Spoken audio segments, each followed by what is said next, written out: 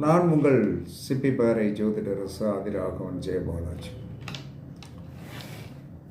அதாவது பரிகார சூட்சுமம் என்ற ஒரு விஷயத்தில் பரிகாரத்திற்குண்டான ஒரு சூட்சுமம் அப்படின்னா, ஒவ்வொரு கட்டத்திற்கும் ஒரு கட்டத்தில் ஒரு பிரச்சனைனா அந்த கட்டத்திற்குண்டான பிரச்சனைக்குண்டான தீர்வு அதற்கு 7ஆம் பாவத்தில் தான் இருக்குது.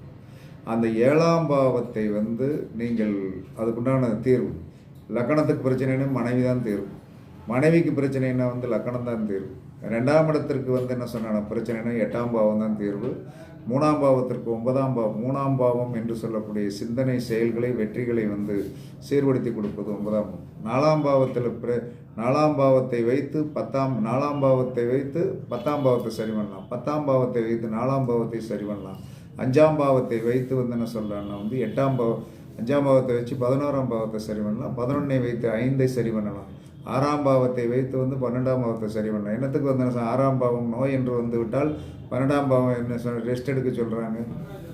என்ன காரணம் அப்படின்னா நமக்கு 6ஆம் பாவம் என்பது நோயை நன்றாக வீட்டில் படுத்து என்ன சொல்கிறாங்கன்னா ரெஸ்ட் எடுத்து மாத்திரை மருந்து டயத்துக்கு எடுத்து நல்ல தூக்கம், நல்ல சாப்பாடு, நல்ல பழங்கள் சாப்பிட்டே இருக்கலன்னா 6ஆம் பாவம் போயிடும். அப்போ ஒவ்வொரு பிரச்சனைக்கும் தீர்வு என்பது அதனுடைய எதிர்பாவத்தில் தான் இருக்கிறது. வீட்டில் சண்டை போட்டிங்கன்னா 10ஆம் பாவம் ஓடாது. 10ஆம் பாவத்தில் போய் பிரச்சனையை வச்சுக்கிட்டிங்கன்னா 4ஆம் பாவம் வீட்டுக்கு போனோன்னா சண்டை தான் வரும். என்ன காரணம்னா இங்கே இருக்கிற ரெஃப்ளெக்ஷன் அங்கே தான் கொண்டு போய் காட்டுவோம். அப்போ ஒவ்வொரு பாவத்திற்கும் அற்புதமான தீர்வு என்று சொல்லக்கூடிய ஒரு விஷயம் என்ன சொல்கிறான்னா அதற்கு 7ஆம் பாவத்தில் இருக்கிறது.